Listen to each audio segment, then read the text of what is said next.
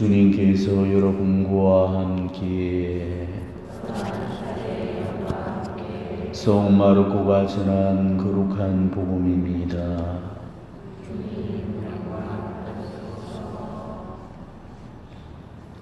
짧은 복음입니다. 그때 예수님께서 배를 타시고 건너편으로 가시자 많은 군중이 그분께 모여들었다. 예수님께서 호숫가에 계시는데 야이로라는 한 회당장이 와서 예수님을 뵙고 그분 발 앞에 엎드려 제 어린 딸이 죽게 되었습니다. 가셔서 아이에게 손을 얹으시어 그 아이가 병이 나아 다시 살게 해주십시오 하고 간곡히 청하였다. 그리하여 예수님께서는 그와 함께 나서시었다. 많은 군중이 그분을 따랐다. 그때 회당장의 집에서 사람들이 와서는 따님이 죽었습니다.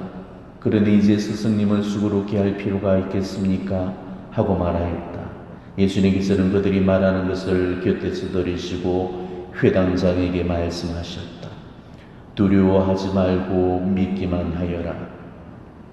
그리고 베드로와 야고보의 동생 요한 외에는 아무도 당신을 따라오지 못하게 하셨다. 그들이 회당장의 집에 이르렀다. 예수님께서는 소란한 광경과 사람들이 큰 소리로 울며 탄식하는 것을 보시고 안으로 들어가셔서 그들에게 어찌하여 소란을 피우며 울고 있느냐? 저 아이는 죽은 것이 아니라 자고 있다 하고 말씀하셨다. 그들은 예수님을 비웃었다. 예수님께서는 그들을 다 내쫓으신 다음 아이 아버지와 어머니와 당신의 일행만 데리고 아이가 있는 곳으로 들어가셨다. 그리고 아이의 손을 잡으시고 말씀하셨다. 탈리타쿰, 이는 번역하면 소녀야 내가 너에게 말한다 일어나라 라는 뜻이다. 그러자 소녀가 곧바로 일어서서 걸어다녔다. 소녀의 나이는 12살이었다. 사람들은 몹시 놀라 넋을 잃었다. 예수님께서는 아무에게도 이 일을 알리지 말라고 그들에게 거듭 분부하시고 나서 소녀에게 먹을 것을 주라고 이러셨다. 주님의 말씀입니다.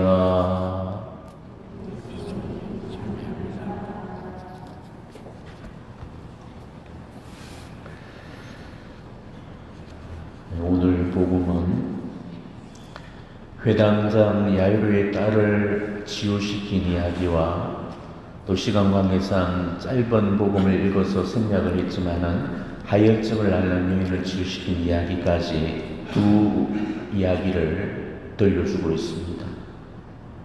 오늘 하느님의 두 딸이 치유라는 놀라운 선물을 받았는데 야이로의 딸은 죽음에서 살아났고 또 하혈증 여인은 불치병을 치유받았습니다.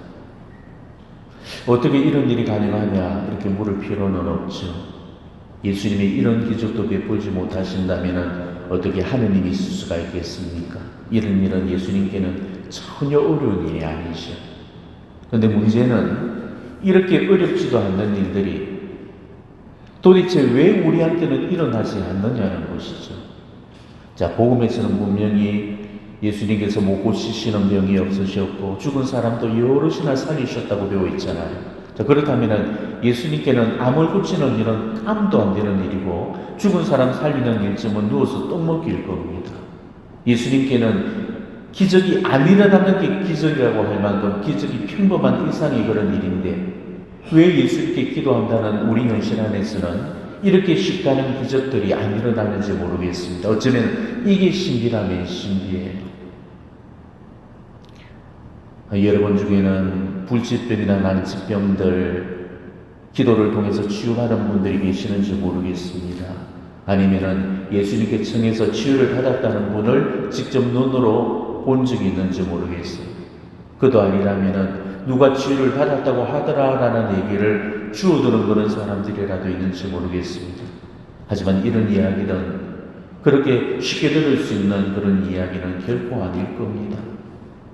자, 그렇다면 왜 우리한테는 지금 이런 기적이 잘 안 일어나고 왜 우리 삶에는 치유가 잘 안 일어나는 거겠습니까? 그거는 예수님을 믿는 우리들이 아플 때나 병들었을 때 그 기도는 뒷전이고 병원과 약에만 지나치게 의존하기 때문에 그런 거죠. 이게 기적을 만나지 못하는 결정적인 이유인 겁니다. 회당장 야이로와 혈루증 여인도 처음에 그랬습니다. 예수님을 찾기 전까지는 치유가 전혀 일어나지를 않았죠. 그들이 기적을 만나고 치유가 일어났던 그 순간은 예수님을 찾아오고 예수님의 옷자락에 손을 댔던 그 순간이었습니다. 그들이 인간적인 방법으로 풀려고 했을 때는 오히려 그들의 병은 더욱 악화되었죠. 회당장도 딸을 살려보려고 온갖 처방을 다 썼지만은 결국 야이로의 딸은 죽음 직전까지 갔습니다. 혈루증의 여인은 세상까지 다 탕진한 상태로 손 쓸 수 없는 그런 지경에까지 이르렀던 거죠. 예수님을 좀 더 일찍 찾아왔더라면 그렇게 벼랑 끝까지는 가지 않았을 겁니다. 이미 예수님에 관한 소문이 가파르나움 전역에 퍼져 있었는데 그들이 예수님을 아예 몰랐을 수는 없었을 겁니다. 어쩌면 인간적인 방법에만 매달려 있었기 때문에 거기에만 정신이 빠져 있어서 예수님과의 만남이 이렇게 미뤄질 수밖에 없었을지도 모릅니다. 자, 우리도 그러잖아요. 어느 날 아파서 병원에 갔는데 갑자기 암 선고를 받았다. 자, 그러면 그때부터는 어떻게 합니까? 일단은 암을 잘 치료하는 의사가 누군지를 수소문해서 의사의 그 지시대로 정기적인 검진도 받고 약도 제때 시간 맞춰서 먹고 방사선 치료도 받고 그러면서 대체의학도 병행하면서 채식유주의 건강한 식단을 짜서 좋은 음식만 먹고 또 도움이 된다는 운동도 하면서 모든 시간들을 치료에만 매달리면서 정신이 온통 거기에만 쏠려지게 되잖아요. 이때 기도는 아예 뒷전입니다. 일단은 살고자 하면서 의사의 지시대로 투병 생활에만 전념을 하죠. 그때부터는 예수님도 내 관심 밖으로 조금씩 밀려나게 됩니다.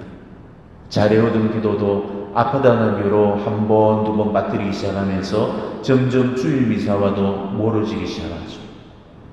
그러다가 병이 더 악화되어서 더 이상 손 쓸 수 없는 지경에 왔어야 그때 비로소 우리는 예수님을 찾게 됩니다. 그때까지는 일단은 내가 하는 데까지 해보죠. 용한 의사도 찾아다니고 좋다는 약도 또 먹어보고 점도 치고 굿도 하고 정말 해볼 수 있는 거 다 해보고 그러고도 안 될 때 더 이상 이러지도 저러지도 못할 지경에 있어야 체념반 포기반의 상태로 정말 지푸라기라도 잡는 그런 심정으로 예수님을 찾습니다. 그리고 예수님께 그때 이제 도와달라고 살려달라고 울부짖게 되는 거죠. 하지만 그럴 때에도 우리 기도는 그렇게 오래 가지를 못합니다. 몇 번 기도를 해보고 병이 호전되지 않으면은 역시 기도로는 안 되는 거구나 이렇게 생각하고는 제풀이 지쳐서 기도하기를 포기를 하고 말죠. 이게 지금 병을 대면하고 있는 우리들의 모습이에요. 우리가 실패하는 이유도 바로 여기에 있는 겁니다. 저는 지금까지 그렇게 해서 절망 가운데 죽는 사람들을 여럿이나 보았습니다. 암에 걸려서 열심히 병원 문을 두드리다가 암을 키울 대로 키워서 결국 말기에 이르렀어야 예수님을 찾아오지만은 하나같이 믿음이 부족했죠. 다들 그렇게 몇 번 기도해보고 기도해도 안 된다면서 기도를 접어버렸어요. 그리고 자기 운명을 그 병원에다가 맡기고 불행하게 그 생을 마감하는 그런 모습을 지켜봐야만 했습니다. 물론 그런 방법이 잘못되다는 것은 결코 아닙니다. 우리도 필요하면은 병원도 다녀야 되고 약도 먹어야 되고 의사 약사의 도움을 받아야 되는 거 맞죠? 아무리 기도가 중요해도 기도가 능사는 아니거든요. 하나님은 우리를 직접 치유해 주시기도 하지만은 의사 약사들을 통해서 간접적으로도 치유를 해 주십니다. 그렇기 때문에 의사 약사들을 통한 치료 행위도 하나님의 은사적인 힘의 연장인 겁니다. 우리는 때때로 의사 약사들을 통해서 현존하시면서 우리를 치유시키려는 예수님의 도움을 거절하지 말고 믿음 속에서 잘 받아들일 수 있어야 되는 거죠. 하지만 병원을 믿고 의사 말을 신뢰하는 만큼 우리가 예수님의 말씀도 신뢰를 해야 되는데 그러지는 못한다는 거죠. 이게 너무너무 안타깝다는 겁니다. 의사가 저만 믿으세요. 제가 다 고쳐드리겠습니다. 그러면 우리는 그 말을 스스까지 믿잖아요. 그런데 왜 예수님의 말씀은 못 믿습니까? 자, 오늘 예수님이 혈루증 여인에게 뭐라고 했죠? 병에서 벗어나서 건강해져라 이러셨죠. 또 딸의 죽음을 통보받았던 회당장에게는 뭐라고 말씀하셨습니까? 두려워하지 말고 믿기만 하여라. 말기암뿐만 아니라 정말 병명을 알 수 없는 그 어떤 난치 불치병 앞에서도 설령 목숨이 떨어지기 직전의 순간에서도 두려워하지 말고 믿기만 하면 되는데도 우리는 그 순간에 두려움이 쌓여서 우리 믿음이 실종이 되고 말았죠. 예수님께로부터 치유를 받고 싶다면 일단은 예수님을 믿어드려야 되는 겁니다. 내가 예수님을 못 믿는데 예수님께서 그런 나를 어떻게 믿어주시겠습니까? 네 믿음이 너를 구원하였다라고 하셨잖아요. 그러니까 믿음만 있으면 됩니다. 비록 병원에서 허송세월 다 보내고 예수님을 찾아온 시간이 손쓸 수 없을 만큼 늦어졌어도 그럴 때라도 예수님을 찾으시면 됩니다. 예수님을 놓치는 게 두려운 거지 예수님을 붙드는 것은 전혀 염려할 게 없습니다. 예수님을 놓친다면 그거는 아무리 빨라도 늦은 거지만 우리가 예수님을 붙든다면 그거는 아무리 늦어도 빠른 거죠. 비록 손쓸 수 없는 지경까지 왔어야 영적인 예수님을 찾아왔어도 우리 예수님은 늦게라도 내 문제에 뛰어들어 주실 겁니다. 바로 그 증거가 되고 있는 사람들이 오늘 회당장 야이로와 힐루증 여인이었잖아요. 그들도 이미 손쓸 수 없는 지경에까지 왔어야 비로소 예수님을 찾아왔던 겁니다. 그러니 진짜 필요한 것은 믿음이에요. 예수님이 손을 얹어주시면 딸의 병이 나으리라는 믿음, 예수님 옷자락에 손을 대면 나으리라는 그 믿음만 있으면 이 불가능을 모르시는 예수님께서 그 불리한 상황들을 좋은 쪽으로 바꾸시면서 우리의 병을 치유시켜 주실 겁니다. 복음에 나오는 예수님께서 행하신 그 기적들은 전설의 고향에 나오는 얘기들이 아닙니다. 나와는 무관한 지금 남의 얘기를 하는 게 아니에요. 내 현실에서 일어날 수 있는 내 이야기, 내 현실에서 꼭 일어나야 되는 내 이야기를 지금 하고 있는 겁니다. 저는 지금까지 기도해서 치유된 사례들을 너무 많이 보았고 들어왔습니다. 그리고 저 역시도 이 하나님께로부터 받은 그 치유원사를 통해서 지금까지 많은 병자들을 치유시켜 왔습니다. 그렇게 해서 암 환자가 치유되는 경우도 여럿이나 있었고, 백혈병이며 중풍병자들, 또 각종 질환자들, 심지어 죽음 직전의 임종자들도 치유가 되었습니다. 제가 오랫동안 사목을 해왔던 제 그 신심사도직은 전국에 내노라는 그런 신심가들이 모이는 곳이죠. 믿음이 정말 우리 상상을 초월할 정도로 대단합니다. 묵주기도를 하루에 수백 단을 바칠 정도로 기도로 사는 사람들이 대다수죠. 그런데 한 번씩 신앙 강령을 듣는 자리가 있어요. 그 시간에는 자기가 만난 기적을 이야기를 하는데 정말 기기묘묘하고 신통박동한 그런 사건들로 이야기꽃을 피우게 됩니다. 바로 그 요지는 내가 믿음으로 기도를 하니까 예수님이 내 삶에도 기적을 선물해 주시더라는 거죠. 병원에서 못 고치던 암을 예수님께서 깨끗이 고쳐주셨다는 겁니다. 물론 그렇다고 다 그런 은총을 받는 건 아니었습니다. 기도를 했는데도 치유되는 분보다는 치유되지 않는 분들이 더 많았고, 살아나는 분들보다는 죽는 분들이 훨씬 더 많았습니다. 살고 죽는 일은 우리가 결정할 수 있는 문제가 아니기 때문에 기도했는데도 왜 죽냐 하면은 할 말이 없습니다. 하지만 적어도 제가 그동안 봐온 바로는 죽었던 분들이나 혹은 치유되지 않은 분들 중에 큰 믿음을 가지고 기도하는 사람들을 못 봤습니다. 살아났던 사람들이나 치유되신 분들 중에 믿음 없이 요행으로 치유된 그런 경우도 없었습니다.